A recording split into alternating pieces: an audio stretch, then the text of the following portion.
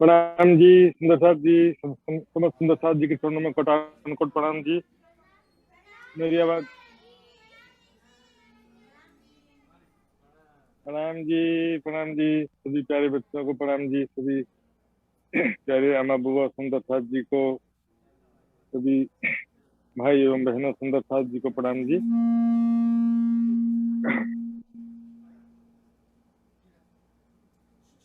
प्यारे सुंदर साथ जी, गुरु पूर्णिमा का जो त्योहार है या जो ये अवसर है, हालांकि ये हिंदू धर्म के अनुसार जैसे हम दीपावली होली अन्य चीजें करते हैं, उस तरह से ये भी हमारे संप्रदाय से रिलेटेड नहीं है हालांकि, लेकिन इसमें भावना और श्रद्धा भावना के अनुसार से इसे मनाया जाता है।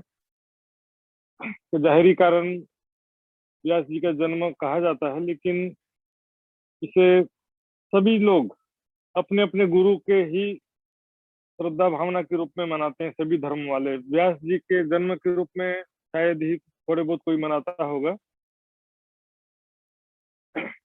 सदगुरु या गुरु के विषय में, गुरु को विषय में धर्म ग्रंथ में ढेरी महत्व लिखे को छ, वाणी में पनि लिखे को छ। मोह जल से जो त्रिखा भाजे, तो गुरु बिना जीव भव से पार पावे। अनेक उपाय करे जो कोई हो, बिंद का बिंद में समावे। सदगुरु या गुरु के बिना भव से पार होना कभी भी संभव नहीं है, वाणी में भी कह दिया। मोह जल से यदि प्यास बुझ सकता है, तो गुरु के बिना भव से पार हो सकते हो। लेकिन यहाँ संसार में बिना ब्रह्म ज्ञान के मुक्ति कभी भी संभव नहीं है। और गुरु का जो महत्व कहा गया है, ब्रह्म ज्ञान को कारण ले मात्र सदगुरु को महत्व भन्नु भएको छन्। ब्रह्म ज्ञान के कारण ही सदगुरु का महत्व कहा गया है।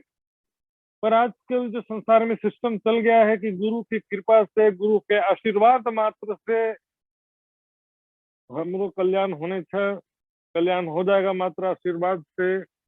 आशीर्वाद तो ठीक है, चाहिए, लेकिन मात्र आशीर्वाद से नहीं होता है। गुरु के चरणों में एक्चुअल में हम देखेंगे आज जो सिस्टम चल गया है, और गुरु के नाम से जो अंधभक्ति, व्यक्तिवाद, स्थानवाद, गादीवाद, ये जो बहुत सारी अंधभक्ति का दौर चल पड़ा है, आज पूरे संसार में ऐसा वातावरण बना हुआ है।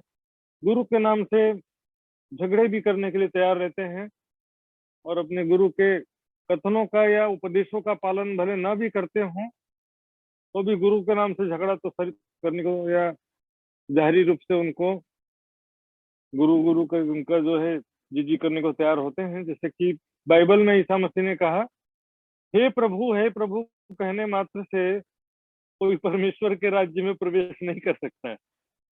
ईसा मसीह ने कितना स्पष्ट कर दिया कि मात्र मुझे हे प्रभु कहने से थोड़ी तुम मुक्ति प्राप्त कर लोगे। उसी तरह से कुरान में भी लिखा है कि क्या इतना कहने मात्र से तुम छोड़ दिए जाओगे कि तुम ईमान लाए हो और तुम्हारी परीक्षा भी ना की जाएगी।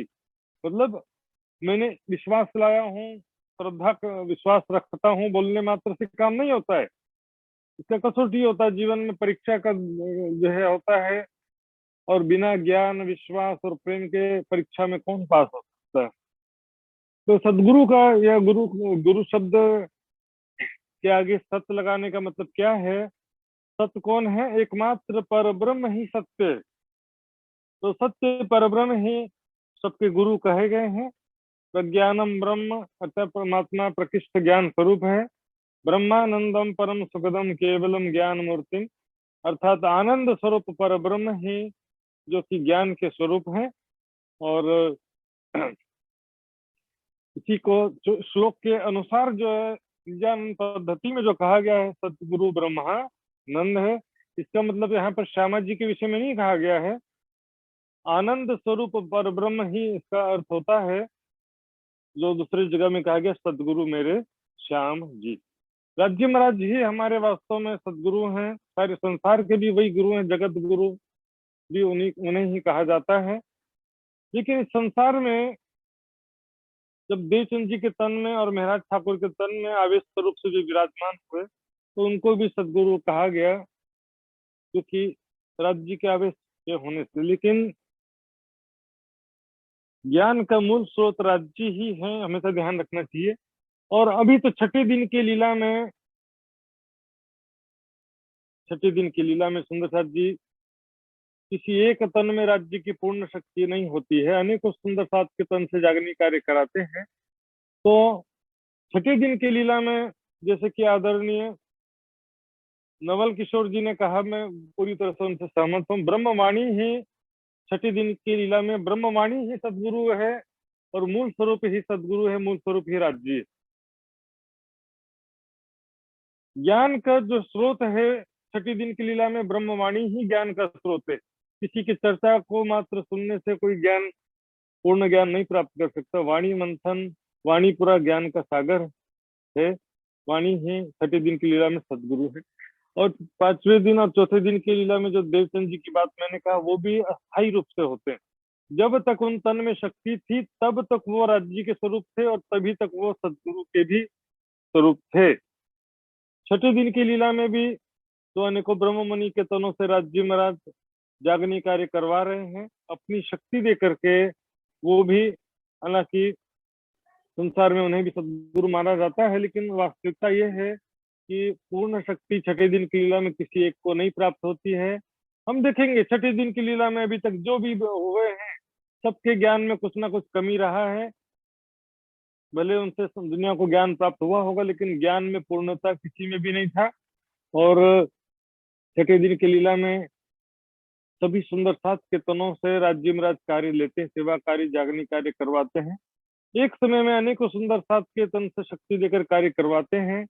फिर भी पूर्ण ज्ञान का स्रोत ब्रह्मवाणी होता है। मैं भी ब्रह्मवाणी से चर्चा करता हूँ, दूसरे को प्रचारक भी ब्रह्मवाणी के द्वारा ही, उसका जो ब्रह्मवाणी में ज्ञान का जो सागर है, उसकी दो चार बूंदे हम परोसते हैं। तो छठी दिन की लीला में ब्रह्मवाणी ही वास्तव में सदगुरु है। जैसे कि वाणी में कहा गया, खोज बड़ी संसार तुम खोजो रे साधो, खोजत खोजत सदगुरु पाइए सदगुरु संकरता। लेकिन अब यहाँ पर किसी व्यक्ति के खोज करने की बात नहीं है। यहाँ व्यक्ति को खोज को पूरा थे ना, यहाँ ब्रह्म ज्ञान को खोज को विषय था। ब्रह्म ज्ञान की खोज करना है, तो उसमें किसी सुंदर साथ से या किसी ब्रह्ममुनि के द्वारा थोड़ा गाइडलाइन प्राप्त होता है, थोड़ा सा हिंट प्राप्त हो जाता है। जैसे कि स्कूल में भी हम या ट्यूशन में पढ़ते हैं, लेकिन मेन जो बुक है, सिलेबस की जो बुक है, बुक का स्टडी नहीं करेंगे तब तक के पूर्ण ज्ञान हमको प्राप्त हो सकता नहीं। सुंदरराज जी यहाँ पर कहते हैं वाणी में, यहाँ पर ऐसा पाखंड का जो दौर चल पड़ा है, सदगुरु क्यों पाइये कुली में भेखे बिगाड़ियो बैराग। यहाँ पर वेशभूषा, गुरु गादीवाद, स्थानवाद का ऐसा दौर चल पड़ा है।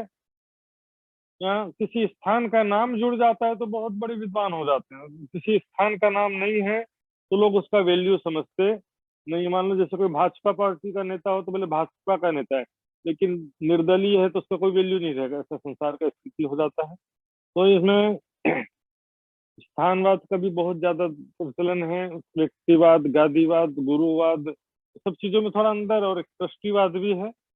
ट्रस्टीवाद भी इसी तरह का एक परंपरा है। किसी जगह में ट्रस्टियों का जोर होता है, किसी जगह में व्यक्ति का जोर होता है, महाराज का। तो छठे दिन की लीला में देखिए, सभी एक हो सकते हैं, सारी दुनिया भी और सारे सुंदर साथ एक सभी हो सकते हैं जब मूल स्वरूप को राज्य माने और ब्रह्मवाणी को सदगुरु माने।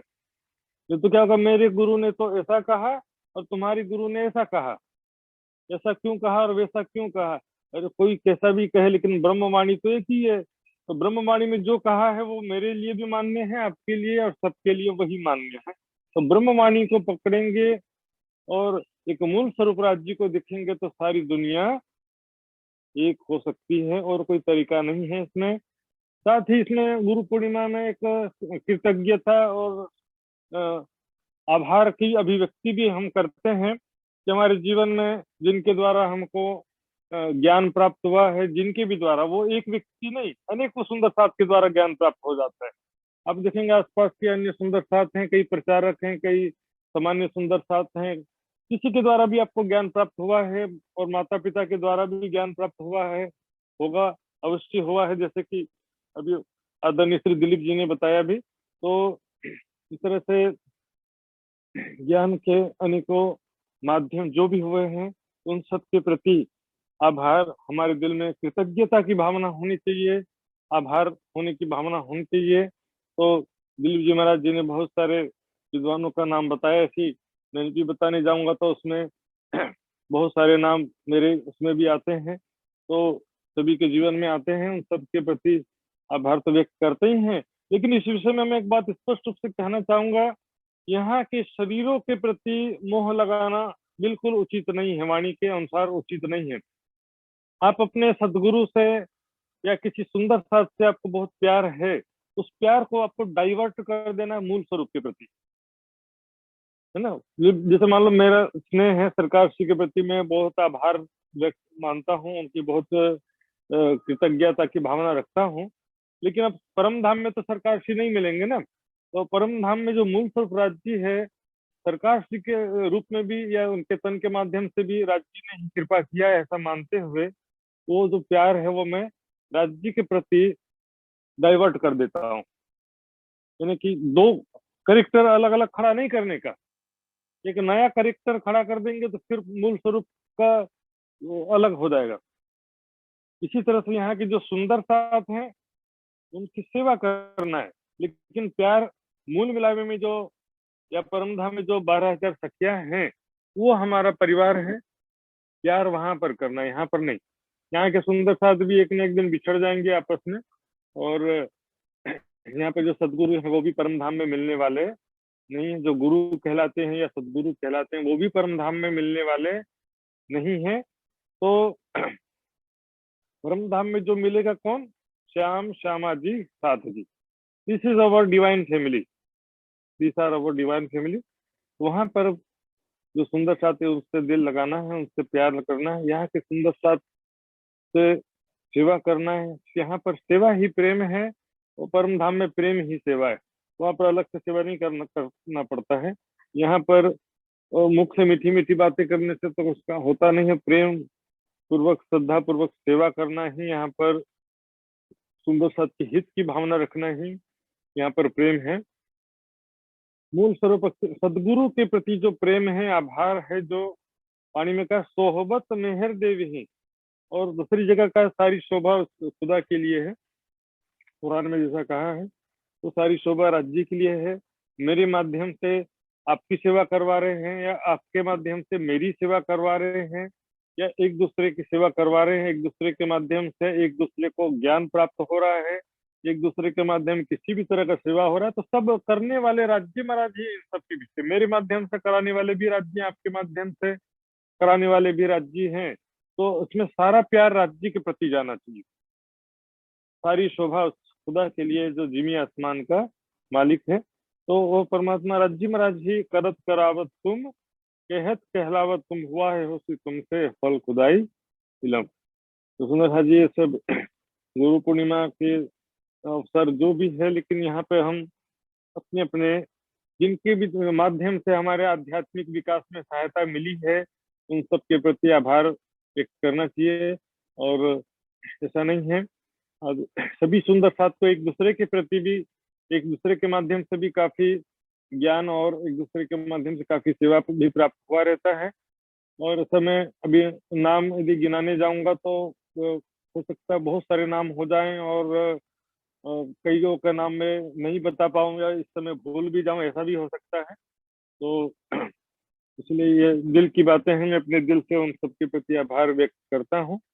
और सबके पीछे जो राज्य महाराज हैं, राज्य महाराज की ही कृपा है, तो सारा श्रेय जो है राज्य महाराज को देते हुए मैं राज्य महाराज के प्रति कृतज्ञ। राज्य महाराज की अपार मेहर पल पल हम सभी आत्माओं के ऊपर है। मैं अपने जीवन में मुझे जो दुख भी प्राप्त हो रहा है, तो उसमें भी मुझे राज्य महाराज का मेहर का अनुभव हो रहा है। जो सुख मिल रहा है, सुंदर साथ का प्रेम और सेवा मिल रहा है, तो उसके पीछे भी राज्य महाराज का ही हाथ है। और आप जैसे आप सभी जो सुंदर साथ जी हैं, भूटनी सुंदर साथ जी, निर्मल हृदय वाले सेवा भावी सुंदर साथ का भी जो साथ और संगत मुझे प्राप्त हुआ है, ये भी राज्य की कृपा से प्राप्त हुआ है। तो इसके लिए भी मैं राज्य महाराज का धन्यवाद व्यक्त करता हूँ। आप सभी सुंदर साथ का जो साथ मिला है, उसके लिए मैं अपने आप को सौभाग्यशाली समझता हूँ सुंदर साथ जी। तो ज्यादा लंबा न खींचते हुए मैं अपने वक्तव्य को यहीं पर विराम देता हूँ। बोलो श्री प्राणनाथ प्यारे की प्रणाम सुंदर साथ जी के चरणों में।